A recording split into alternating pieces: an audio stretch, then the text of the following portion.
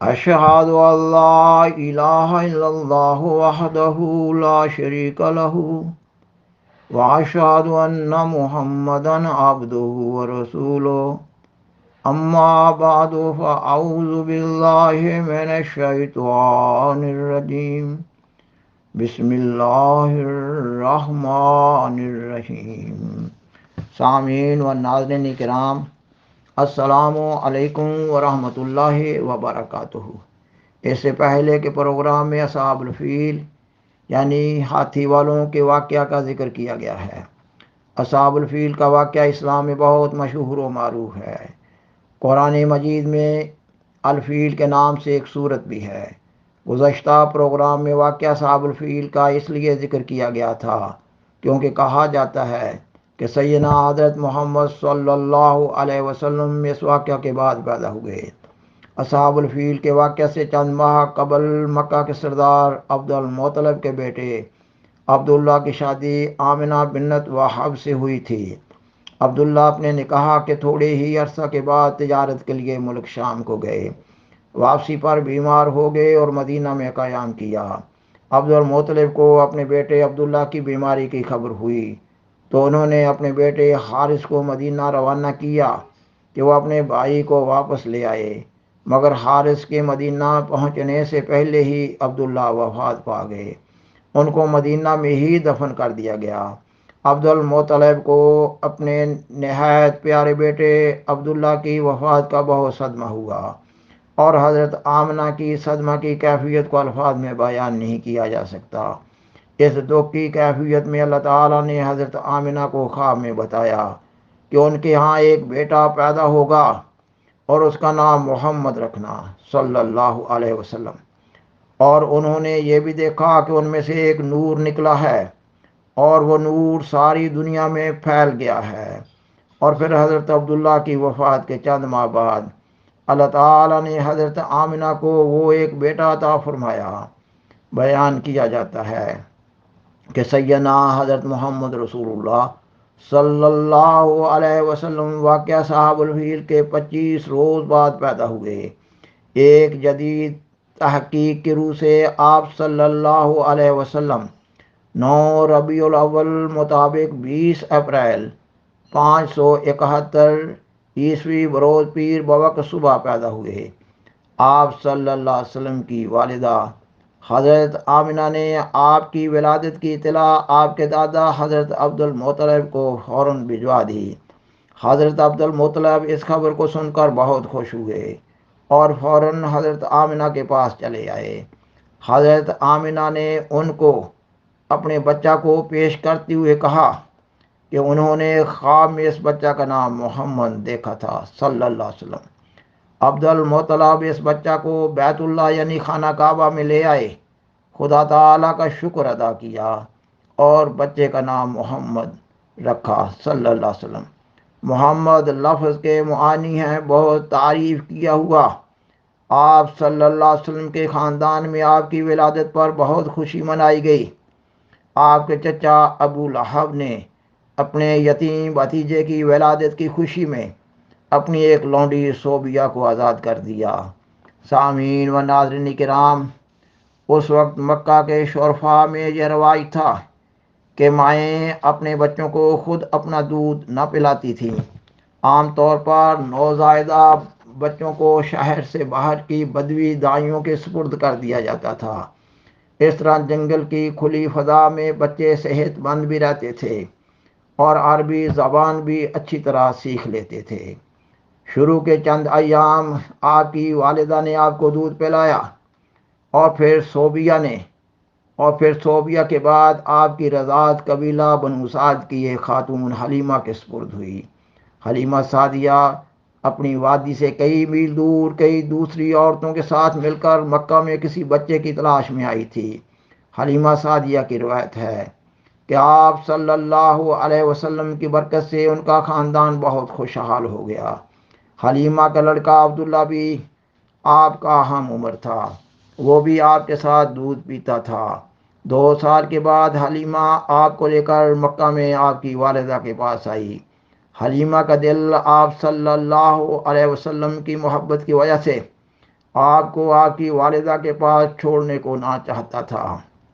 حلیمہ نے آپ کی والدہ سے درخواست کی کہ اس بچہ کو کچھ عرصہ اور میرے پاس رہنے دے۔ حضرت آمنہ نے پہلے تو انکار کر دیا، لیکن حلیمہ نے یقین دلایا کہ وہ ہر طرح آپ کا خیال رکھے گی۔ آپ کی والدہ نے حلیمہ کے پرزور اصرار کو دیکھتے ہوئے اس کی درخواست منظور کر لی، اور حلیمہ آپ صلی اللہ علیہ وسلم کو لے کر پھر خوشی خوشی اپنے گھر کو لوٹ گئی۔ آپ وہاں قبیلہ بنو سعد کے بچوں سے مل کر کھیلا کرتے تھے اور اس قبیلہ کی زبان آپ نے سیکھی۔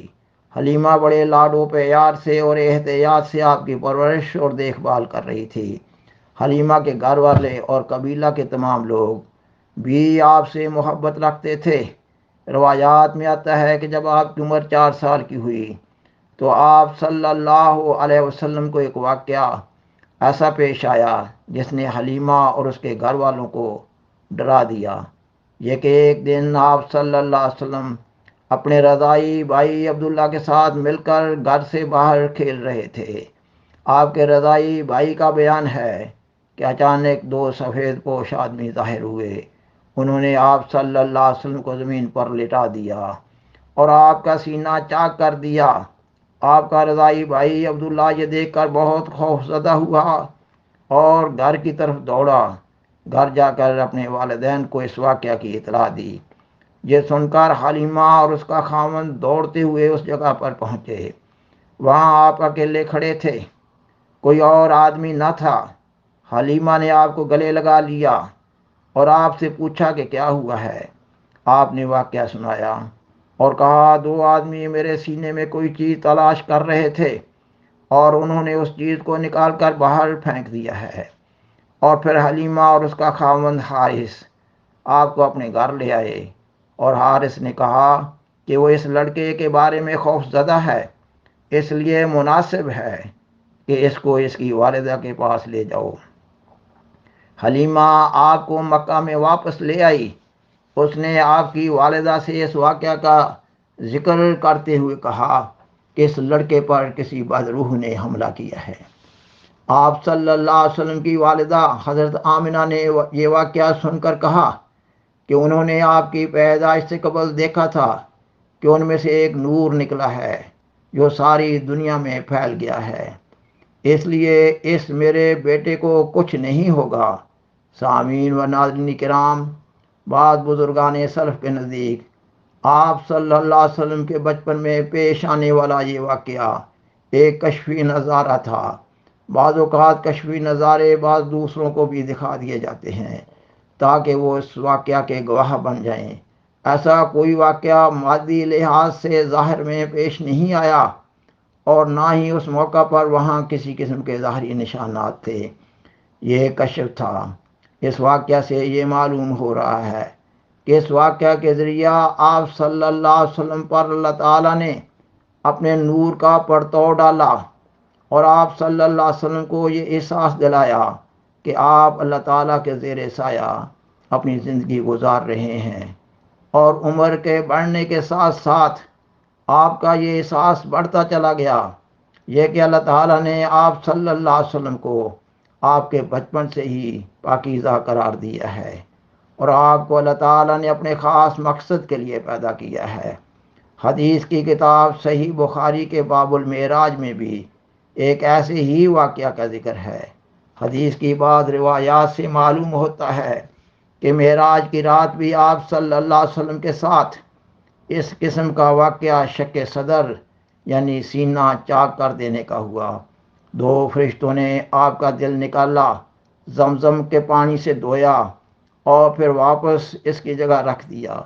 خاکسار بیان کرتا ہے کہ ایک انسان جب سوتے میں کوئی نظارہ دیکھتا ہے تو اس کو خواب کہتے ہیں، اور جب ایک انسان کوئی نظارہ حالت ربودگی میں دیکھتا ہے، یعنی ایسی حالت میں جس کو بیداری اور نیند کی درمیانی حالت سے تعبیر کرتے ہیں، تو اس کو کشف کہتے ہیں۔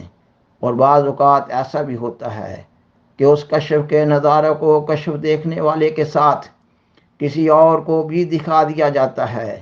پس سیدنا حضرت محمد صلی اللہ علیہ وسلم کا واقعہ شک صدر بچپن کا ہو یا پھر معراج کی رات کا ہو، وہ ایک روحانی کشف تھا۔